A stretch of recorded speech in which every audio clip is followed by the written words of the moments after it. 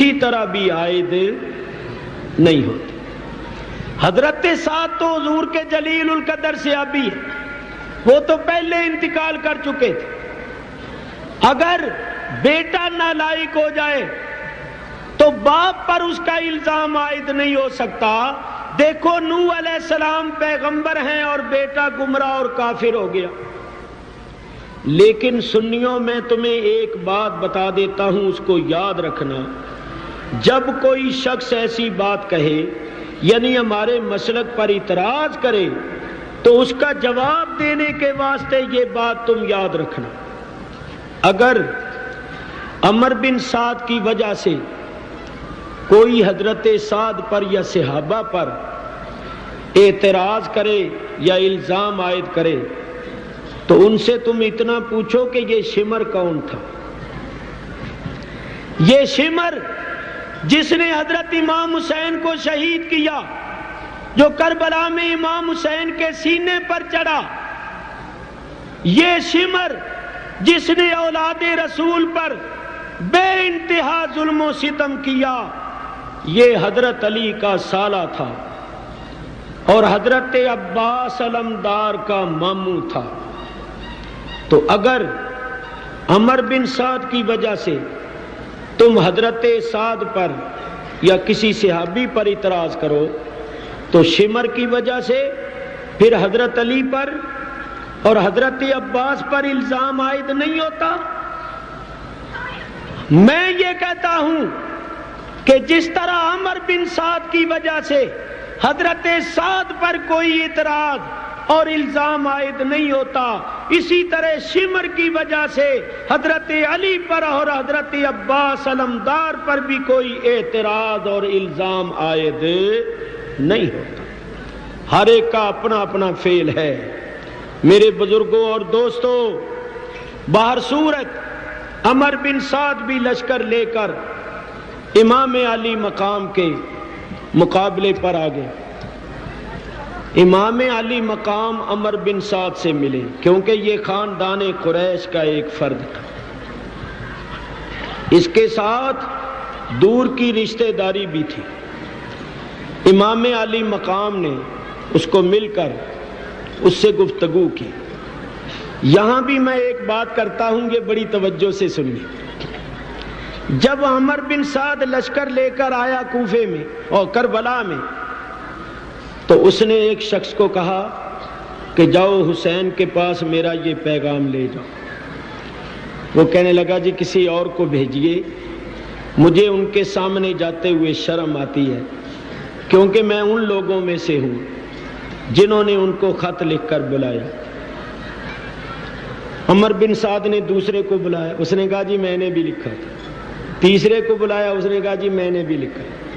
چوتھے کو بلایا، اس نے کہا جی انہوں نے تو خاطی لکھے تھے، میں تو خود خدمت میں حاضر ہوا تھا دعوت دینے کے واسطے۔ عمر بن سعد جس کو بھی بلائے وہ یہی کہے کہ میں نے خط لکھ کر بلایا تھا، اب کون سا منہ لے کر ان کے سامنے جاؤں۔ معلوم ہوا کہ جن لوگوں نے امام علی مقام کو خطوط لکھ کر بلایا تھا، جو امام کی خدمت میں حاضر ہوئے تھے اور انہوں نے کوفے آنے کی دعوتیں دی تھیں، وہی لوگ پھر رشوت لے کر حکومت کے ساتھ مل گئے تھے، اور صرف حکومت کے ساتھ مل کر اپنے گھروں میں ہی نہیں بیٹھے رہے بلکہ تلواریں اور برچھیاں لے کر امام علی مقام کے مقابلے پر آ گئے تھے۔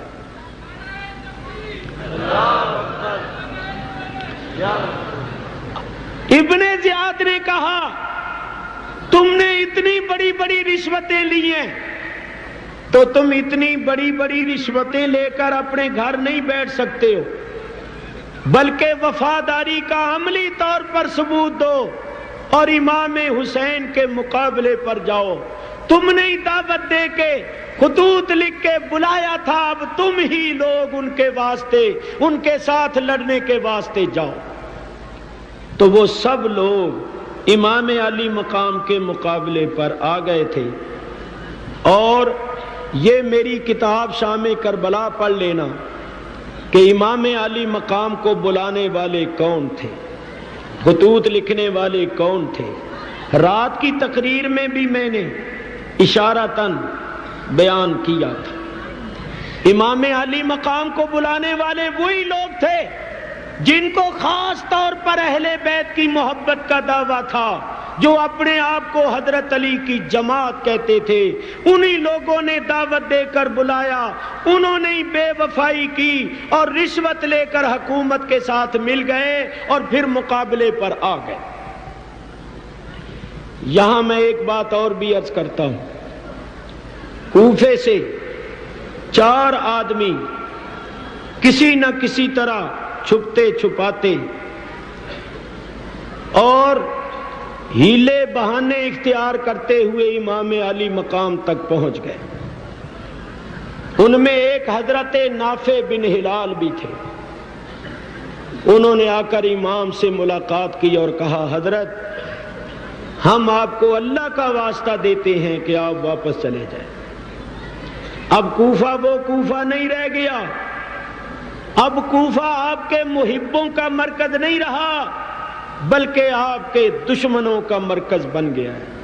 حضرت امام مسلم کو شہید کر دیا گیا ہے، ان کی لاش کو گلیوں بازاروں میں گھسیٹا گیا ہے، ان کے بچوں کو شہید کر دیا گیا، آپ کے قاصد قیس کو شہید کر دیا گیا، اور یہ اتنا بڑا لشکر آپ کے مقابلے پر آیا ہوا ہے، تو آپ کوئی صورت ایسی اختیار کریں، کوئی ایسی صورت سوچیں کہ آپ واپس چلے جائیں اور آپ کی جان بچ جائے، کیونکہ آپ کی جان بڑی قیمتی ہے، آپ اسلام کا نور ہیں، آپ دین کا ستون ہیں، آپ ہمارے نبی پاک علیہ الصلوۃ والسلام کے نواسے ہیں، آپ کی ذات میں ہمارے لیے نمونہ ہے، آپ کی ذات اسلام اور اہل اسلام کے لیے ایک نعمت عظمی ہے، اسلام کو اور اہل اسلام کو آپ کی بڑی ضرورت ہے،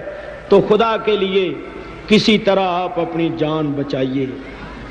امام علی مقام نے مسکرا کر فرمایا کہ اللہ کے بندو، مجھے یہ بتاؤ کہ اللہ تعالیٰ کا جو حکم نافذ ہو چکا ہو اس کو ٹالا جا سکتا ہے؟ اللہ تعالیٰ کے کسی امر کو مغلوب کیا جا سکتا ہے؟ انہوں نے کہا نہیں۔ تو فرمایا تم کیا سمجھتے کہ مجھے خبر نہیں؟ مجھے تو سب کچھ معلوم ہے، میرے نانا جان نے تو مجھے سب کچھ بتا دیا ہے، اللہ تعالیٰ کے امر کو مغلوب نہیں کیا جا سکتا، یہ ہماری شہادت گاہ ہے، یہاں ہم شہادت کا جام نوش کریں گے اور اپنے صبر و استقلال کا مظاہرہ کریں گے۔ تم نے جس عقیدت اور محبت کا مظاہرہ کیا ہے، اللہ تمہیں اس کی جزا دے۔ آپ نے حجت قائم کی تاکہ یہ لوگ کل قیامت کے دن اللہ کی بارگاہ میں کوئی عذر پیش نہ کر سکیں۔ آپ نے عمر بن سعد سے ملاقات کی اور عمر بن سعد کے سامنے 3 شرطیں پیش کی۔ فرمایا دیکھو، میرے خون کا وبال اپنی گردن